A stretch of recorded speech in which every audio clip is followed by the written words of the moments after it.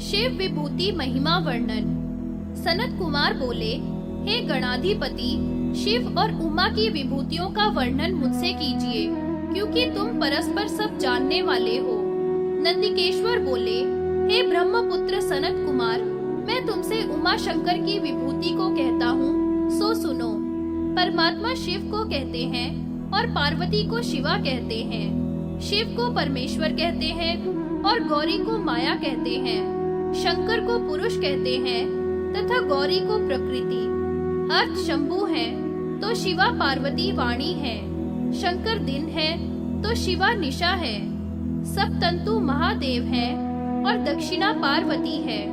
आकाश रूपी शंकर है और पृथ्वी रुद्राणी है। समुद्र रुद्र है तो बेला उमा है। वृक्ष शूलपाणी है तो लता पार्वती देवी है। ब्रह्मा हर है तो पार्वती ही सावित्री है। विष्णु महेश्वर है तो लक्ष्मी भवानी है। इंद्र महादेव है तो शची शैल कुमारी है। अग्नि रूप शिव है तो स्वाहा रूप पार्वती है। यम शिव है तो उनकी प्रिया गिरिपुत्री है। वरुण भगवान रुद्र है तो गौरी सर्वार्थ दायिनी है। वायु चंद्रशेखर तो शिवा उनकी मनोरमा स्त्री है। चंद्रशेखर यदि चंद्रमा है तो रुद्राणी रोहिणी है। सूर्य यदि शिव है तो कांता उमा देवी है। षडानन शिव है तो देवसेना उनकी प्रिया शिवा है। यज्ञेश्वर देव दक्ष है तो उमा प्रसूति है। मनु यदि शंभु है तो उमा शतरूपा है। भृगु महादेव है तो ख्याति पार्वती है। अर्थात सब पुरुष महेश्वर शंकर के रूप हैं और सब स्त्रियां उमा पार्वती का स्वरूप है। पुल्लिंग के वाचक जितने भी शब्द हैं वह शिव रूप हैं और स्त्रीलिंग से वाचक सभी शब्द उमा पार्वती के रूप हैं। सब उमा महेश्वर रूप जानना चाहिए। पदार्थों की जो शक्ति है वह सब गौरी रूप है। 8 प्रकृति भगवती देवी की मूर्ति कही है।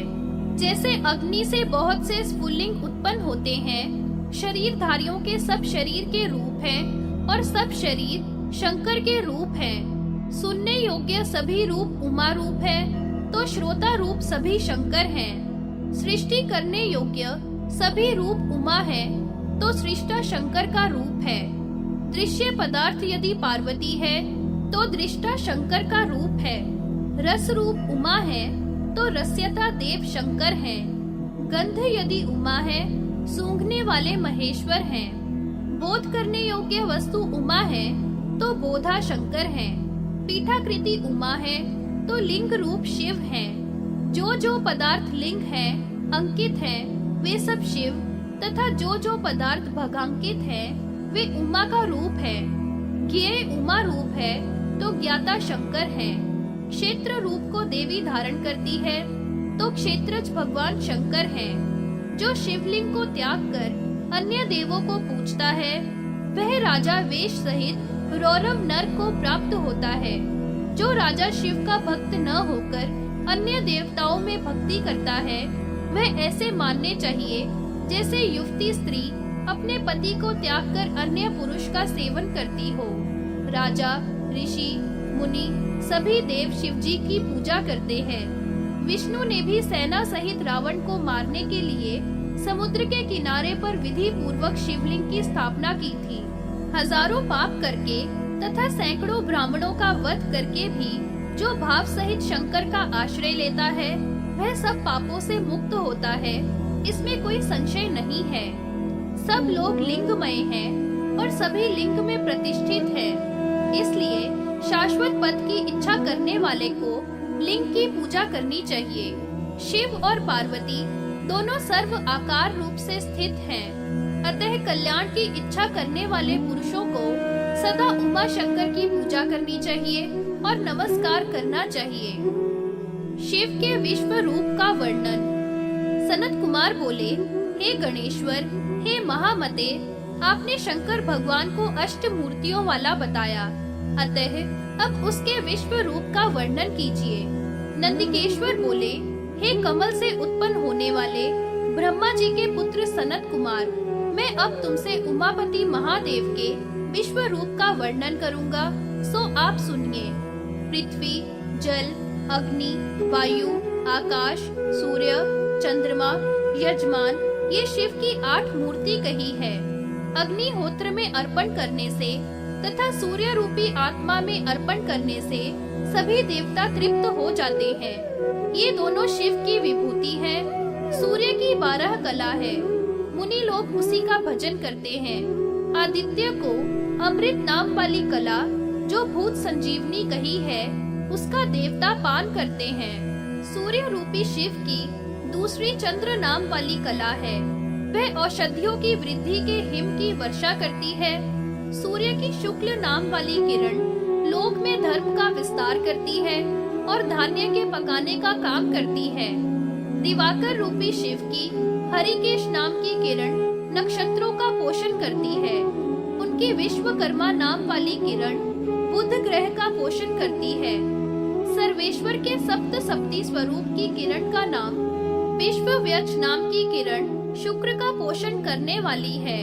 त्रिशूली की सयन वसु नाम वाली किरण मंगल का पोषण करती है। अर्वा वसु नाम की किरण बृहस्पति का पोषण करती है। शिव रूपी सूर्य की सुराट नाम की किरण शनिश्चर का पोषण करती है। सूर्यात्मक उमापति की सुषमना नाम की किरण चंद्रमा का पोषण करती है। शंभु का जो चंद्रमा रूपी शरीर है, वह अमृतमयी षोडश कलाओं में स्थित है। उसकी सब प्राणियों के शरीर में सोम नाम की मूर्ति उत्तम है, जो देवताओं और पितृगणों को सुधा के द्वारा पोषण करती है। सोम नाम की वह मूर्ति भवानी का स्वरूप है। वह संसार में जल और औषधियों के पति भाव से स्थित है। यजमान नाम वाली शिव की मूर्ति दिन रात हव्य के द्वारा दोनों का तथा कव्यों के द्वारा पितृश्वरों का पोषण करती है। यही यजमान नाम की मूर्ति वृद्धि के द्वारा जगत का पालन करती है। वही मूर्ति नदी, नाले तथा समुद्रों आदि में व्याप्त है।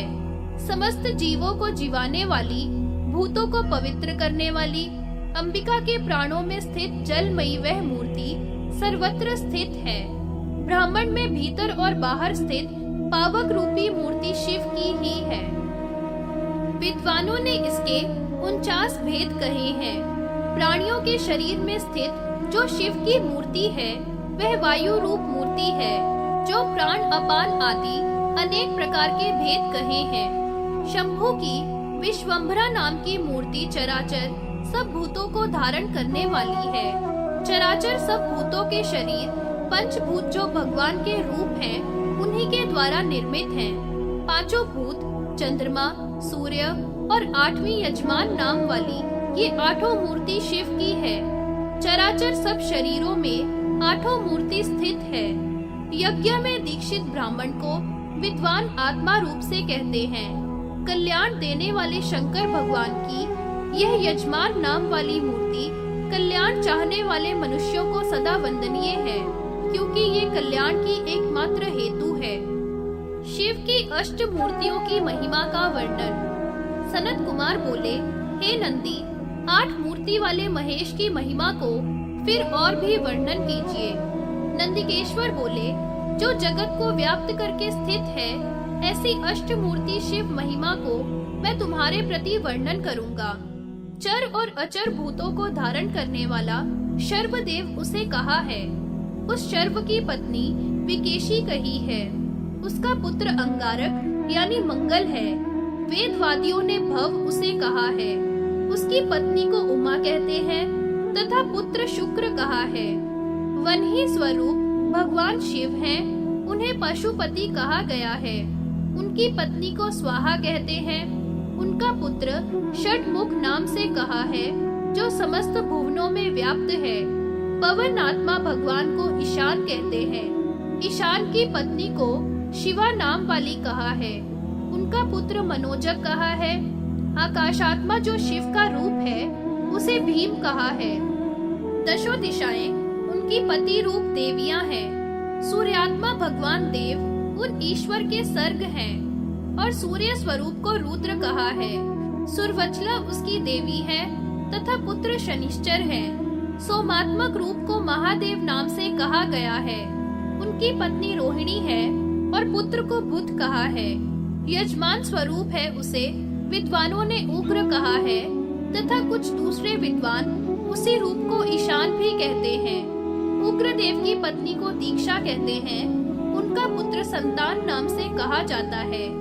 देहधारियों के शरीर में जो कठिनता या कठोरता है, वह भगवान का पार्थिव भाग जानना चाहिए। तत्ववेताओं ने सब देहधारियों के शरीर में पशुपति की मूर्ति जो वायु है, वह शिव का रूप है। शरीर में जो शोभा स्थान है, वह ईशान का रूप है। शरीर में नेत्र आदि का जो तेज है, वह भीम की मूर्ति जाननी चाहिए। सर्वभूतों का जो चंद्र रूप मन है, वह रुद्र का स्वरूप जानना चाहिए। यजमान का जो स्वरूप है, महादेव की मूर्ति जानना चाहिए। 14 योनियों में उत्पन्न प्राणियों को उग्र मूर्ति जानना चाहिए। ऋषि लोग अष्टमूर्तिमय शिव को कहते हैं। अन्य लोग सप्तमूर्तिमय कहकर उसकी 8वीं मूर्ति सब भूतों में व्याप्त आत्मा को बताते हैं। जिस पुरुष ने अष्टमूर्तियों की आराधना की हो, उसने सबका उपकार किया तथा अभय प्रदान किया। अष्टमूर्ति का आराधन और अर्चन सर्वोपकारमय और सर्व अनुग्रहमय है, इसमें संशय नहीं है। अतः शिव की आराधना करने वाले पुरुष को सबके लिए अभय प्रदान करना चाहिए। शंकर भगवान के त्रिगुण रूप का वर्णन। सनत कुमार बोले, मैं शिव के महात्म्य को फिर सुनना चाहता हूँ। आप सर्वज्ञ हैं, सो मुझे और भी शंकर का महात्म्य सुनाइए। शैल आदि बोले, हे ब्राह्मण, मुनीश्वरों ने शिव की महिमा बहुत प्रकार से की है, सो उसे सुनाता हूँ। सत और असत रूप से जो यह जगत स्थित है, उसका पति शिव को ही कहते हैं। भूत भाव विकार से दूसरा रूप व्यक्त कहा है और उससे हीन अव्यक्त है। ये दोनों रूप शिव के ही है, शिव से अन्य के नहीं है। इन दोनों का पति होने से शिव को असत और सत रूप का स्वामी कहते हैं। क्षर और अक्षर महेश्वर को मुनि लोग व्यक्त और अव्यक्त कहते हैं। ये दोनों रूप शंकर के ही हैं। इन दोनों से परे विद्वानों ने शांत स्वरूप महादेव को ही कहा है। कोई आचार्य परम कारण शिव को समष्टि रूप वाला और अव्यक्त कहते हैं। ये दोनों रूप भी शंभु के ही हैं, उनसे अन्य कुछ नहीं है, इसलिए सबका कारण शिव ही है।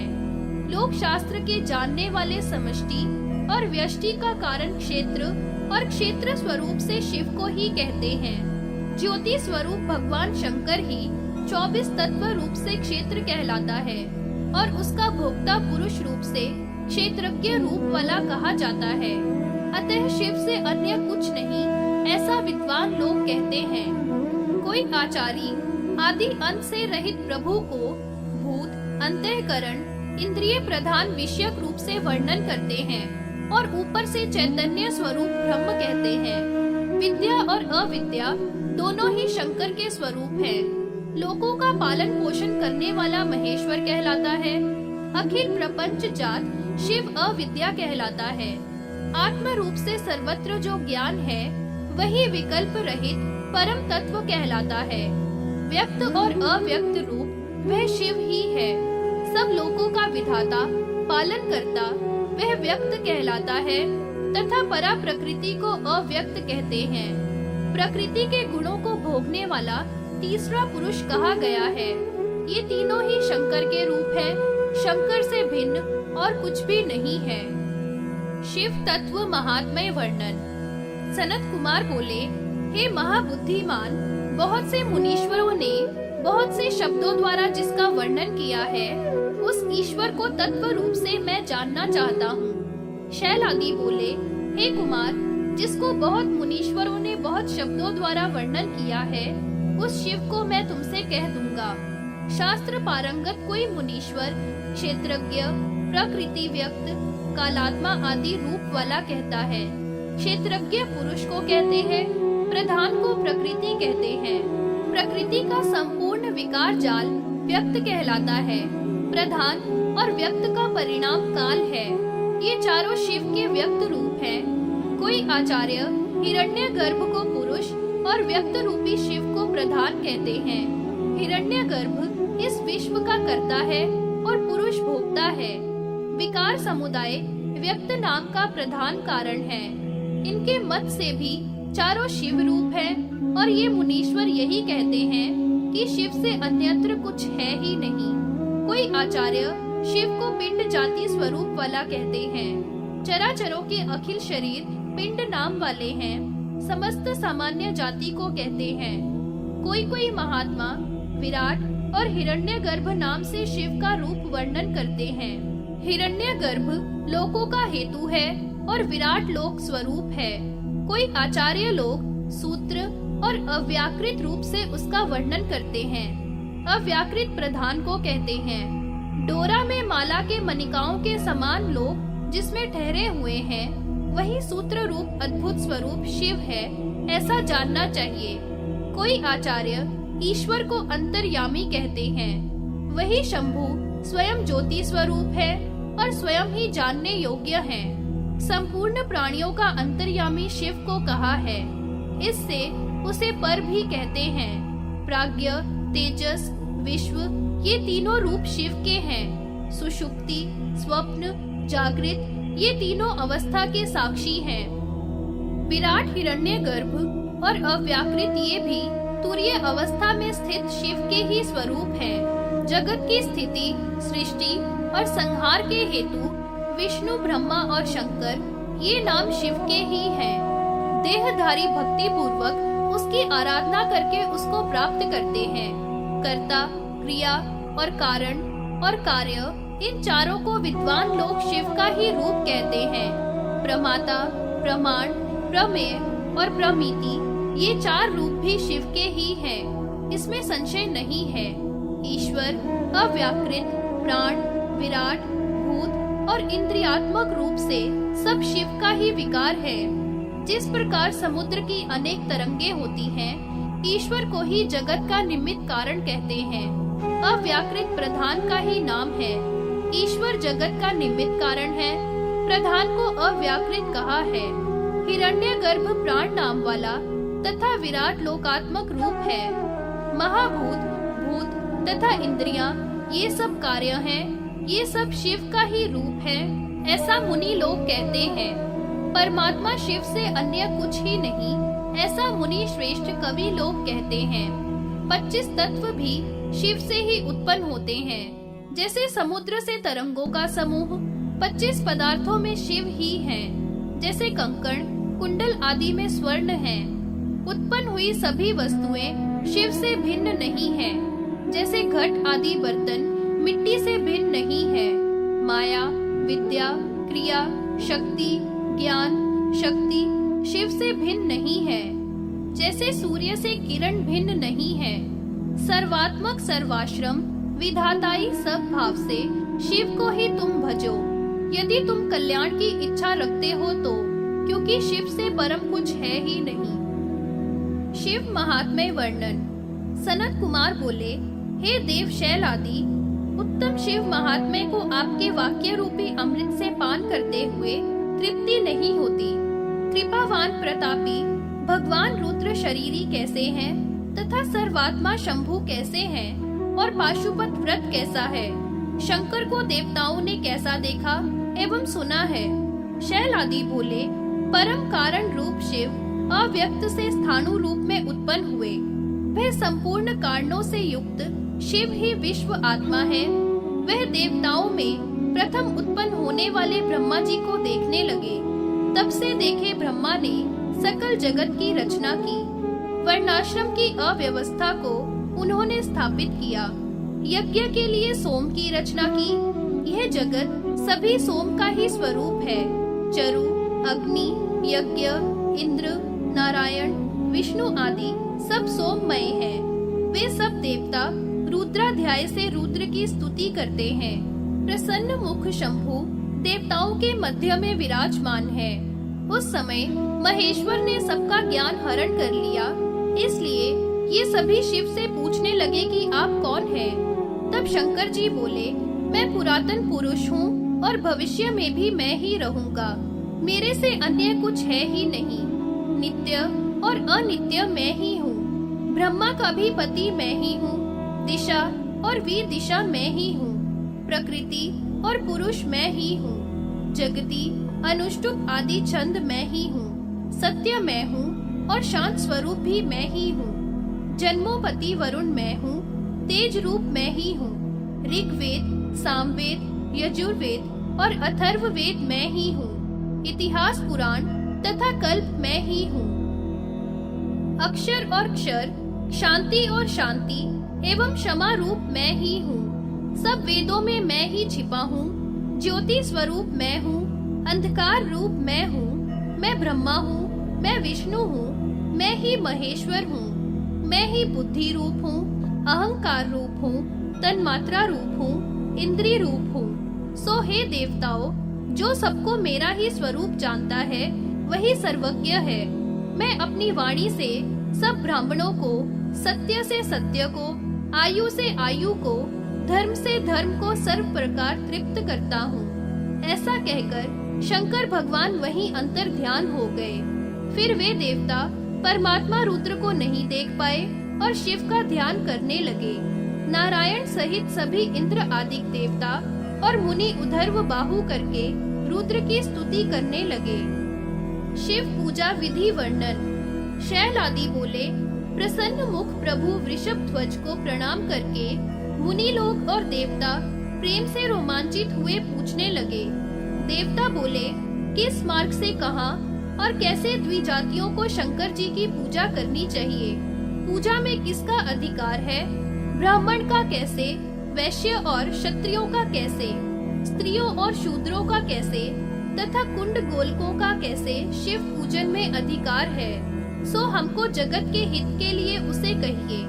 सूत जी कहने लगे, इस प्रकार वाणी को सुनकर गंभीरता पूर्वक शिवजी बोले, मंडल के अगारी उमा सहित देव देव अष्टबाहु चतुर्मुख 12 नेत्र वाले अर्धनारीश्वर जटा मुकुट धारण किए हुए संपूर्ण भूषणों से युक्त रक्तमाला चंदन से चर्चित रक्त वस्त्र धारण किए हुए सृष्टि स्थिति संहार करने वाले, जिनका पूर्व मुख पीत तथा दक्षिण का मुख नीले पर्वत के समान अघोर है, जिसके कराल दाढ़ ज्वालामाला से युक्त जटा और दाढ़ी मूछों से सहित बड़ा विकट है।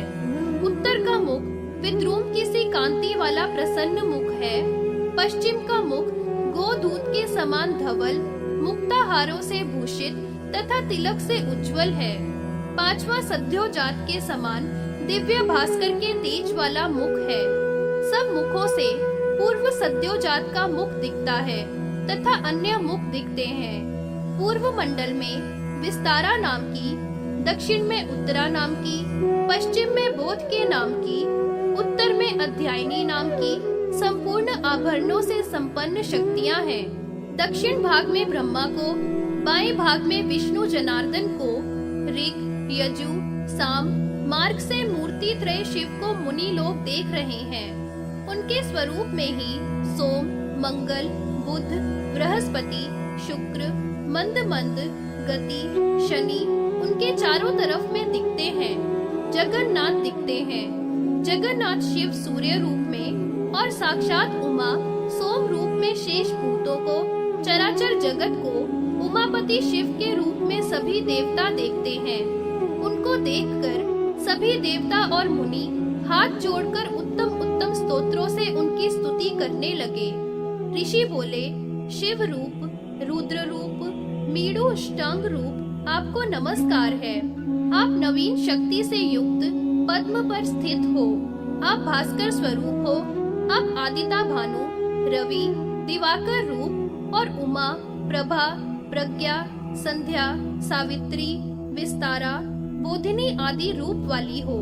आपको हम प्रणाम करते हैं। सोम आदि देवों की मंत्रों द्वारा पूजा करके रवि मंडल में स्थित शंकर भगवान की ही हम स्तुति करते हैं। सिंदूर के से वर्ण वाले मंडल स्वरूप स्वर्ण और हीरा के आभूषण वाले ब्रह्म इंद्र नारायण के भी कारण आपको नमस्कार है। आपका रथ 7 घोड़ों वाला अनुरु सारथी वाला है। गण आपके 7 प्रकार के हैं। ऋतु के अनुसार बाल खिल्य आपकी स्तुति करते हैं। तिल आदि से विविध प्रकार से अग्नि में हवन करके हृदय कमल में स्थित बिंब रूप शिव का ही स्मरण करते हैं। पद्म के समान अमल लोचन वाले तथा रक्त वर्ण वाले आपके बिंब का हम स्मरण करते हैं। आपका दिव्य मुख जिसमें भयंकर दाढ़े हैं, विद्युत के समान जिसका प्रकाश है, दैत्यों को भय प्रदान करने वाला है और जो हृदय से राक्षस गणों को घुड़क रहा है, उसका हम स्मरण करते हैं। श्वेत, चंद्रमा, मंगल, अग्नि के से वर्ण वाला, बुध चांदी के रंग वाला, बृहस्पति कंचन के से वर्ण वाला, शुक्र रूप जो सफेद है तथा काले रंग वाले शनि तथा भास्कर से आदि लेकर सभी शिव के ही स्वरूप है। पुष्प गंध से युक्त कुंद इंदु के समान स्वच्छ जल से ताम्र पात्र के द्वारा जो आपको अर्घ दे, उस पर हे भगवन आप प्रसन्न होइए। ईश्वर स्वरूप, कमर्दी स्वरूप, विष्णु स्वरूप, ब्रह्म स्वरूप तथा सूर्य मूर्ति रूप शिव के लिए नमस्कार है। सूत जी कहते हैं, इस प्रकार सूर्य मंडल में स्थित सायं, प्रातः, मध्याह्न में शिव की पूजा करके इस स्तोत्र का पाठ करता है, वह शिव के साथ सायुज्य को प्राप्त होता है। इसमें कोई संदेह की बात नहीं है। शिव पूजन के उपायों का वर्णन। सूत जी बोले, मंडल में स्थित भगवान रुद्र विशेष करके ब्राह्मण क्षत्रिय के द्वारा ही पूजनीय है, वैश्य और शूद्र के लिए नहीं। स्त्री का भी उनके रूप में पूजन में अधिकार नहीं है। स्त्री और शूद्रों को ब्राह्मण के द्वारा शिव की पूजा कराने पर फल की प्राप्ति होती है। इस प्रकार ब्राह्मण आदि को सदा शिव की पूजा करनी चाहिए। इस प्रकार देवताओं को बताकर भगवान वहीं अंतर्ध्यान हो गए। तब वे देवता और मुनीश्वर शंकर को प्रणाम करके रुद्र का ध्यान करते हुए अपने स्थान को चले गए। इसलिए भास्कर जो शिव का ही रूप है, उसकी सदा पूजा करनी चाहिए। कर्म, वाणी और मन से सदा धर्म, अर्थ, काम, मोक्ष प्राप्ति के लिए सदा शिव की आराधना करनी चाहिए। ऋषि बोले, हे महाभाग सूत जी, हमने भास्कर रूप का वर्णन सुना, अब वन्ही रूप शिव का वर्णन कीजिए। 6 अंगों सहित वेदों तथा सांख्य योग से निकलकर दुष्कर तप करके गूढ़ ज्ञान वर्णाश्रम धर्मों के अनुसार धर्म, अर्थ, काम, मोक्ष के लिए शिव ने जो मार्ग कहा है, जो 100 करोड़ परिणाम वाला है, उसकी सुनने की हमारी इच्छा है। उसमें स्नान योग जो कहे हैं, सो हमें कहिए। सूत जी बोले, पूर्व में सनत कुमार ने जो नंदीश्वर से पूछा है और नंदीश्वर ने जो बताया है, उसे हे मुनीश्वरों तुम सुनो। शिव ने संक्षेप में जो वेदोक्त शास्त्र कहा है, वह स्तुति निंदा से रहित और झट ही विश्वास दिलाने वाला है। वह गुरु की कृपा से प्राप्त होता है तथा बिना ही प्रयत्न के मुक्ति को देने वाला है। सनत कुमार ने पूछा, हे नंदीश्वर, धर्म, अर्थ, काम, मुक्ति की प्राप्ति के लिए शंभु की पूजा का वर्णन कीजिए। शैल आदि बोले, पूर्व में गुरु शास्त्राज्ञा प्राप्त करके पूजा करनी चाहिए। गुरु ऐसी संज्ञा शिवाचार्य की है, स्वयं आचरण करता है तथा जो दूसरों को भी आचरण में स्थापित करता है और शास्त्र के अर्थों को विचार कर इकट्ठा करता है, वह आचार्य कहलाता है। इसलिए वेद के तत्व के अर्थ को जानने वाले, भस्म धारण करने वाले गुरु की खोज सबसे पहले करनी चाहिए। जो सबकी रक्षा करने वाला, श्रुति स्मृति के बताए मार्ग पर चलने वाला, सबको आनंद देने वाला, विद्या के द्वारा अभय दान करने वाला, लोभ और चपलता से रहित आचार का पालन करने वाला, हर समय धीर रहने वाला, गुरु को देखकर शिवगत भाव से पूजा करनी चाहिए। शरीर से, श्रद्धा से, धन से शिष्यों को उस गुरु की तब तक आराधना करनी चाहिए जब तक वह प्रसन्न ना हो। उस महाभाग गुरु के प्रसन्न होने पर झट ही पाश का क्षय हो जाएगा। गुरु मान्य है, गुरु पूज्य है, गुरु ही सदा शिव है। 3 वर्ष तक गुरु शिष्यों की परीक्षा करे। प्राण, द्रव्य आदि तथा आदेशों के द्वारा जांच किए हुए शिष्य जो विषाद को नहीं प्राप्त होते, वे ही धर्म परायण हैं। ऐसे शिष्य सर्वद्वंद्वों को सहन करने वाले, गुरु सेवा में परायण, श्रुति स्मृति के मार्ग पर चलने वाले, परोपकार तत्पर, प्रिय बोलने वाले, शौचाचार से पवित्र, नम्र, मृदु स्वभाव वाले, दंभ और ईर्ष्या से रहित, शिव भक्ति परायण ही श्रेष्ठ कहे हैं। शुद्ध, विनयी, मिथ्या और कटु न बोलने वाला, गुरु की आज्ञा का पालन करने वाला शिष्य ही अनुग्रह के योग्य है। गुरु भी शास्त्रज्ञ, बुद्धिमान, तपस्वी, जनवत्सल, लोकाचार रत, तत्ववेता तथा मोक्षदाता हो। सर्व लक्षण संपन्न, सर्व शास्त्र विशारद, सर्वोदय विधानज्ञ भी यदि तत्ववेता नहीं है तो ऐसा गुरु निष्फल है। परम तत्व का जिसको बोध नहीं, आत्मा का विषय जिसे निश्चय नहीं तथा आत्मा पर अनुग्रह नहीं, ऐसा दूसरों को क्या अनुग्रह करेगा। तत्वहीन को बोध कहाँ और आत्म परिग्रह कहाँ। आत्म परिग्रह से रहित सभी को पशु कहा है। इसलिए जो तत्ववित्त मुक्त पुरुष हैं तथा वे ही दूसरों को मुक्त करा सकते हैं। जिसने तत्व को जान लिया है वही आनंद का दर्शक है। तत्व ज्ञान से रहित तो नाम मात्र का गुरु है। शिला जैसे दूसरी शिला को नहीं तार सकती, वैसे ही नाम मात्र के गुरु से मुक्ति भी नाम मात्र की ही है। योगियों के दर्शन से, स्पर्शन से, भाषण से पाश को क्षय करने वाली प्रज्ञा उदय होती है, अथवा योगी स्वयं योग मार्ग से शिव के देह में प्रवेश करके योग के द्वारा सब तत्वों का बोध करा देता है। धार्मिक और वेद पारंगत शिष्य की परीक्षा करके सब दोषों से रहित ब्राह्मण, क्षत्रिय या वैश्य में से कोई भी हो, ज्ञान के द्वारा ज्ञेय वस्तु को प्रकाशित करता है। जैसे दीपक से दीपक, जिसकी आज्ञा मात्र से और सामर्थ्य से सब भेद दूर हो जाते हैं, उसी गुरु की कृपा से सिद्धि और मुक्ति प्राप्त होती है। पृथ्वी आदि भूत, शब्द, स्पर्श आदि, मात्रा, ज्ञान, इंद्रियां, कर्म इंद्रियां, मन, बुद्धि, अहंकार, अव्यक्त, इन सबसे परे सर्व तत्वों का बोधक ईशत्व कहा है। आयोगी पुरुष शिवात्मक तत्व सिद्धि को नहीं जानता। दीक्षा की विधि का वर्णन।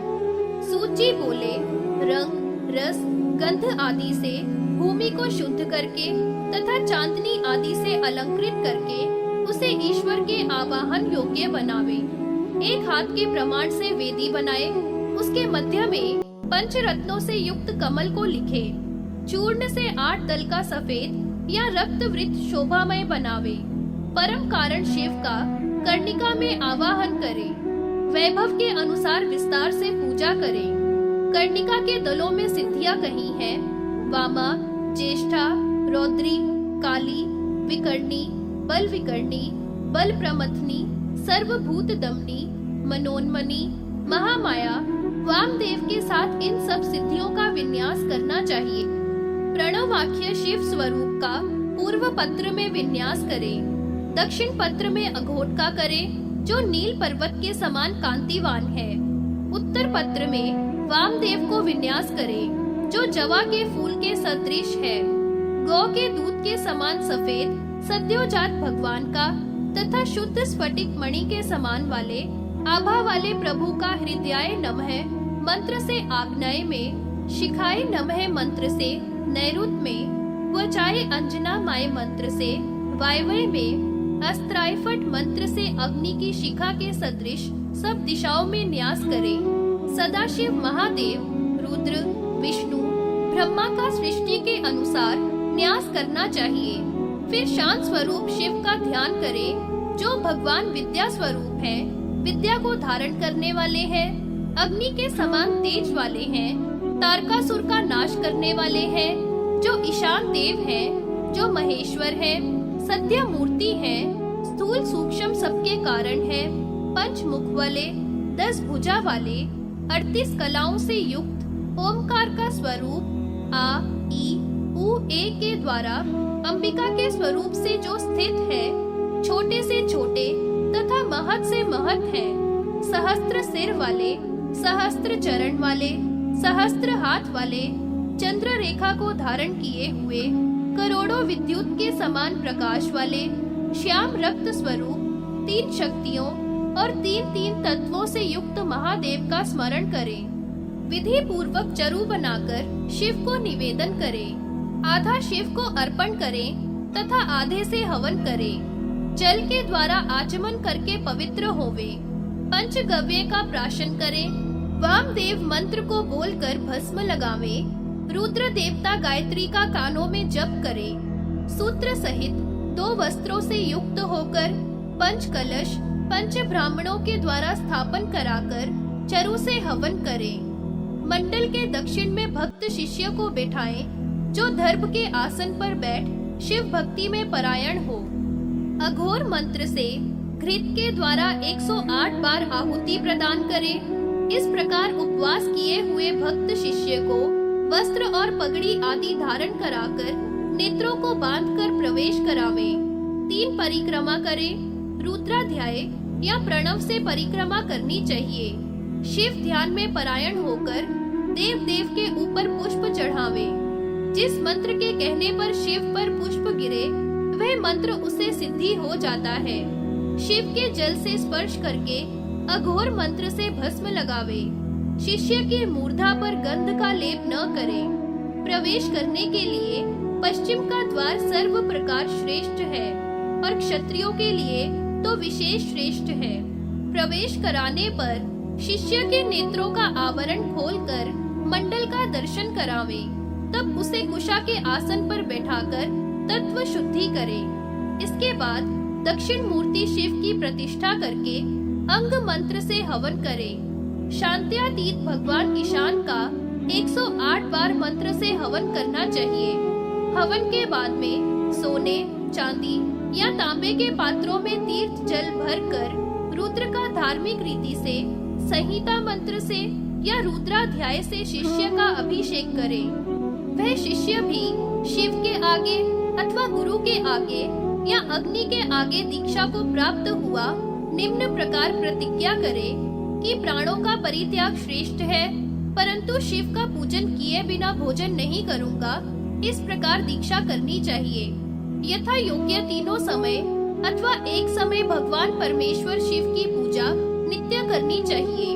अग्निहोत्र करना, वेद पढ़ना, बहुत सी दक्षिणा वाला यज्ञ करना आदि कार्य शिवलिंग की अर्चना की 16वीं कला के बराबर भी नहीं हो सकते। अतः लिंगा अर्चन अवश्य करना चाहिए।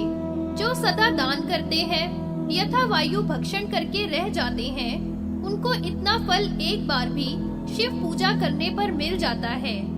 एक काल या 2 काल अथवा एक काल भी जो रुद्र की पूजा करते हैं वे भी रुद्र के स्वरूप है, इसमें कोई संशय नहीं। अरुद्र रूप से रुद्र का स्पर्शन करे तथा अरुद्र रूप से रुद्र का पूजन कीर्तन आदि भी न करके, क्योंकि अरुद्र रूप से रुद्र को प्राप्त भी नहीं कर सकता है। इस प्रकार अधिकारी के लिए दीक्षा विधि मैंने तुम्हें संक्षेप से कही, जो धर्म, अर्थ, काम, मोक्ष को देने वाली है। शिव पूजा का विधान। शैल आदि बोले, शिव पूजा के विधान को मैं तुम्हें संक्षेप से कहूँगा। यह शिव शास्त्रोक्त मार्ग से शिव जी ने स्वयं पूर्व में कहा है। चंदन से चर्चित दोनों हाथों को अंजलि बांधकर कर न्यास करें, इसको शिव हस्ता कहते हैं। ऐसे हाथों से शिव की पूजा करनी चाहिए। तत्वगत आत्मा की व्यवस्था करके पूर्व की तरह आत्मा की शुद्धि करनी चाहिए। पृथ्वी, जल, आग, वायु, आकाश आदि 5 तत्वों की शुद्धि करें। षट सहित सत्य और तृतीय मंत्र से फट तक धारा की शुद्धि, षट सहित सत्य और तृतीय मंत्र से फट तक जल की शुद्धि, वाही के तृतीय मंत्र से फट तक अग्नि की शुद्धि, वायवी चौथे मंत्र से षष्ठ सहित फट तक वायु की शुद्धि और षष्ठ सहित तृतीय से आकाश की शुद्धि करनी चाहिए। इस प्रकार उक्त संहार करके अमृत धारा का सुषमना में ध्यान करें। शांतातीत आदि की निवृत्ति तक आर्तनाद बिंदु अकार, उकार, मकार वाले सदाशिव को ब्रह्म न्यास करके 5 मुखों के 15 नेत्रों वाले प्रभु का ध्यान करें तथा मूल मंत्र से पाद से लेकर केश पर्यंत महामुद्राओं को बांधकर मैं शिव हूँ ऐसा ध्यान करके, शक्तियों का स्मरण करके, आसन की कल्पना करके, अंतःकरण में सर्वोदय 4 सहित नाभि रूपी वहनी कुंड में पूर्ववत सदा शिव का ध्यान करें। बिंदु से अमृत धारा गिरती है, इसका ध्यान करके ललाट में दीप शिखाकार शिव का ध्यान करके आत्म शुद्धि इस प्रकार से करें और प्राण अपान का संयम कर सुषमना के द्वारा वायु का संयम करें और षष्ठ मंत्र से ताल मुद्रा करके दिग्बंधन करके स्थान शुद्धि प्रणव से तीनों तत्वों का विन्यास करके उसके ऊपर बिंदु का ध्यान करके जल से पूर्ण करके संहिता से अभिमंत्रित करें। द्वितीय मंत्र से अमृति करके, तीसरे से विशुद्ध करके, चौथे से अवगुंठन करके, पंचम से अवलोकन करके, षष्ठ से रक्षा करके, कुशपुड़ज से, अर्घ जल से सर्व द्रवों का तथा आत्मा का शोधन करें तथा रुद्र गायत्री से शेष सबका प्रोक्षण करें। पंचामृत और पंचगव्य आदि को ब्रह्मांगों से और मूल मंत्र से अभिमंत्रित करें। ऐसे द्रव्य शुद्धि करके मौन होकर पुष्पांजलि दे। प्रणवादि नमो पर्यंत मंत्रों का जप करके पुष्प छोड़े। पाशुपात मंत्र से, पाशुपात अस्त्र से शिवलिंग की मूर्धा पर पुष्प वर्षा करे।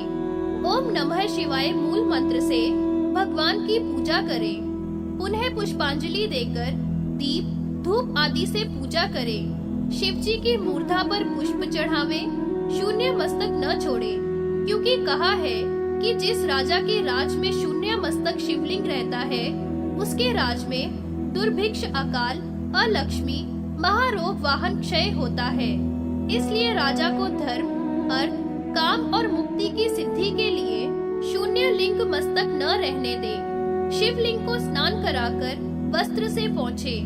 गंध, पुष्प, दीप, धूप, नैवेद्य, अलंकार आदि शिव को मूल मंत्र से अर्पण करे। आरती करे, दीप दान दे और धेनु मुद्रा का प्रदर्शन करे। मूल मंत्र से नमस्कार करे। मूल मंत्र का यथा योग्य जप करे। दशांश हवन इत्यादि करे। ब्रह्मांग जप समर्पण, आत्मनिवेदन, स्तुति नमस्कार आदि करे। गुरु की पूजा आदि अंत में विनायक का पूजन भी करे। इस प्रकार जो ब्राह्मण सर्व कामनाओं के लिए लिंग में अथवा स्थंडल में शिव की पूजा करता है वह 1 माह में या 1 वर्ष में करने पर ही शिव सायुज्य को प्राप्त कर लेता है। लिंगार्चक पुरुष 6 मास में ही शिव सायुज्य पाता है। 7 परिक्रमा करके दंडवत प्रणाम करना चाहिए। प्रदक्षिणा करने पर पग पग पर सैकड़ों अश्वमेध यज्ञ का फल प्राप्त होता है। इसलिए सर्व कार्य सिद्धि के लिए शिव की पूजा करनी चाहिए। भोग की इच्छा वाला भोगों को प्राप्त करता है। राजा राज्य को प्राप्त करता है। पुत्रार्थी पुत्र पाता है। रोगी रोग से मुक्त होता है। जो पुरुष जो कामना करता है वह सभी को प्राप्त करता है।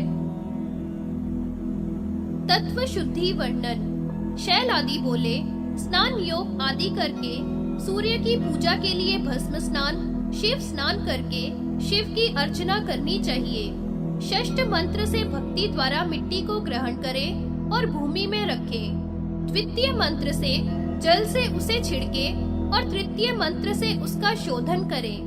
चौथे मंत्र से उसका विभाग करें। षष्ठ मंत्र से शेष मृत्तिका को हाथ में लेकर उसके 3 विभाग करके शरीर पर लेपन करें और फिर स्नान करें। भानु का अभिषेक करें। सींग से, पत्ताओं के पुट से, पलाश के पत्र से सूर्य को स्नान के लिए जल छोड़े।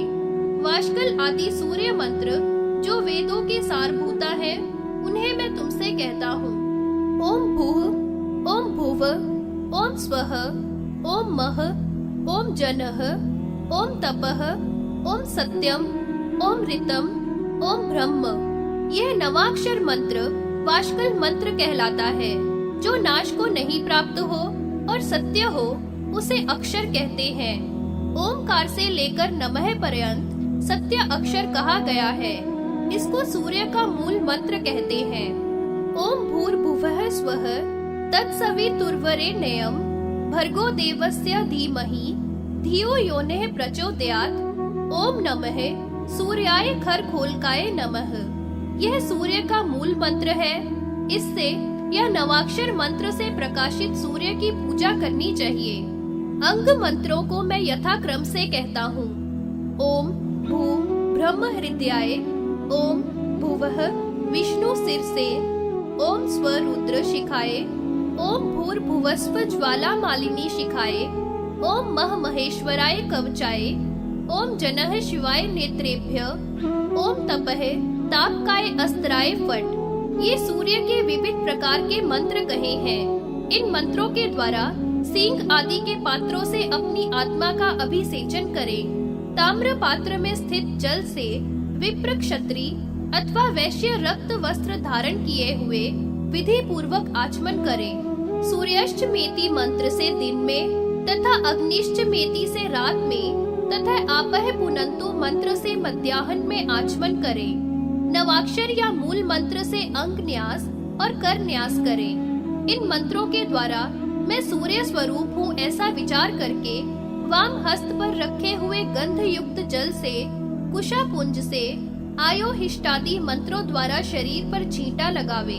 शेष जल को नाही नासा पुट से सूंघ कर शरीर में शिव की भावना करें। सब देवों का, ऋषियों का, विप्रों का, भूतों का विधिवत तर्पण करें। सायंकाल, मध्याह्न काल, प्रातः काल तीनों समय लाल चंदन मिले जल से सूर्य को अर्घ्य प्रदान करें। सुगंधि युक्त एक प्रस्थ जल ताम्र पात्र में भरकर रक्त चंदन तथा तिलों से युक्त कुशा और अक्षत, दूर्वा, अपामार्ग, पंचगव्य अथवा गौघृत से युक्त उस पात्र को सिर पर रखकर जानुओं से भूमि को स्पर्श करके शिव को प्रणाम करके अर्घ्य प्रदान करें। हजारों अश्वमेघ से जो फल प्राप्त होता है वह फल सूर्य को अर्घ्य देने से प्राप्त होता है। भक्ति से सूर्य को अर्घ्य देकर पुनः त्र्यंबक भगवान का पूजन करें। भास्कर का पूजन करके आग्नेय स्नान करें। फिर योगी पद्मासन लगाकर प्राणायाम करें। लाल पुष्प तथा कमल पुष्पों को लेकर दक्षिण भाग में स्थित करें। सर्व कार्यों में सर्व सिद्धि करने के लिए ताम्र पात्र श्रेष्ठ कहे हैं। पुनः पूजा की सब सामग्री को जल से प्रक्षालन करें। सर्व देवों के द्वारा नमस्कार करने योग्य आदित्य का जप करें। मंत्र बोलकर सूर्य को नमस्कार करें। दीप्ता, सूक्ष्मा, जया, भद्रा, विभूति, विमला, अघोरा, विक्रता 8 शक्तियाँ सूर्य भगवान के सामने हाथ जोड़कर खड़ी रहती हैं। इनके मध्य में सर्वतोमुखी वरदान देने वाली देवी की स्थापना है। वाष्कल मंत्र से इनका आवाहन और पूजा करें। पद्मनाभ की भास्कर की मुद्रा बनावे। मूल मंत्र से पाद्य आचमन आदि करावे। रक्त पुष्प, रक्त चंदन, धूप, दीप, नैवेद्य आदि तथा तांबूल वाष्कल मंत्र के ही द्वारा अर्पण करें। दीपक भी इस मंत्र से प्रदान करें। कमल की कर्णिका में अष्टमूर्ति का विन्यास करके ध्यान करें। बिजली की सी चमक वाली शांत स्वरूप अस्त्र धारिणी सब आभरणों से युक्त रक्त चंदन माला व वस्त्र धारण किए हुए सिंदूर के समान अरुण वर्ण वाली ऐसी अष्टमूर्ति भास्कर रूप महेश्वर का ध्यान करें। उसी मंडल में सोम, मंगल, बुध, बृहस्पति, शुक्र, शनि, राहु, केतु का भी ध्यान करें। सभी 2 भुजा तथा 2 नेत्र वाले हैं, परंतु राहु का तो उधर्व शरीर ही है। इनको इनके नाम से प्रणव आदि में लेकर नमः बाद में लगाकर पूजना चाहिए, जैसे ओम सोमाय नमः। इस प्रकार करने से सर्व सिद्धि, धर्म, अर्थ की प्राप्ति होती है। सब देवता, ऋषिगण, पन्नग और अप्सराएं, यातुधान, सप्त अश्व जो छंदमय है, बालखिल्य ऋषियों का गण आदि सबका पृथक पृथक अर्घ पाद्य आचमन से पूजन करें। पूजन के बाद 1000, आधा हजार या 108 बार वाष्कल मंत्र का जप करना चाहिए। जप के दशांश पश्चिम दिशा में परिमाण के अनुसार कुंड बनाकर हवन करना चाहिए।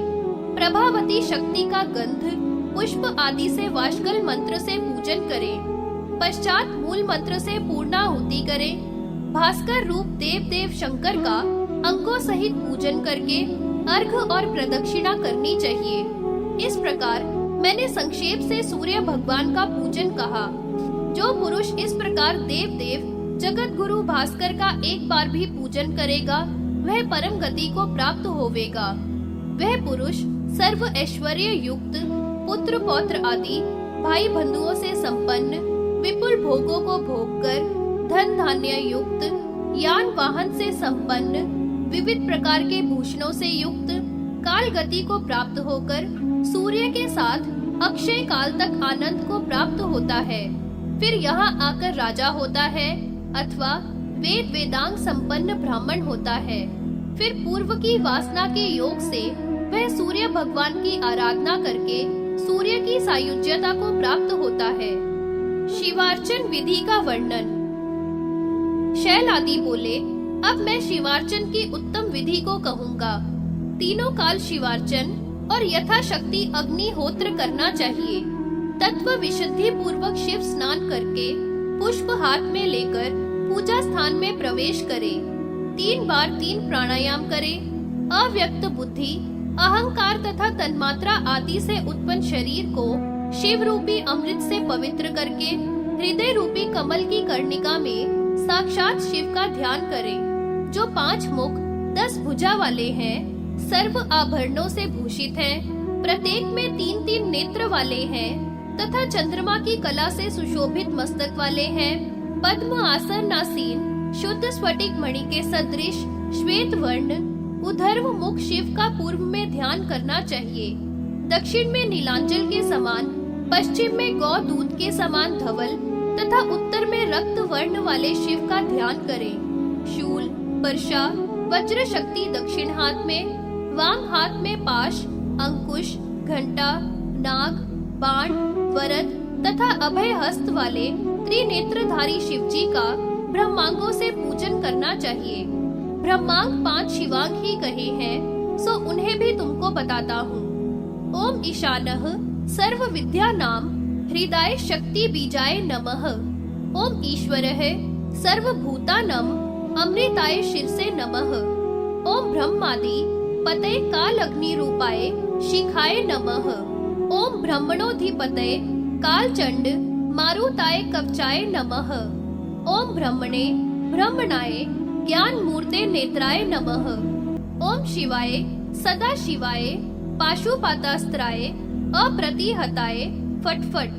ओम सद्योजाताय भवेना निभये भवस्व माँ भगेत भवाय शिव मूर्ते नमः। ओम हंस शिखाय विद्या देहाय आत्मस्वरूपाय परापराय शिवाय शिव तमाय नमः। शिवांग तथा मूर्त विद्या ब्रह्मांग मूर्त विद्या सहित मैंने तुमको कही। अब सूर्य संबंधी वाशकल आदि अंग जो सब वेदों के सारभूत है सो कहूँगा। ओम भू, ओम भुवः, ओम स्वः, ओम मह, ओम जनः, ओम तपः, ओम सत्यम, ओम ऋतम, ओम ब्रह्मः।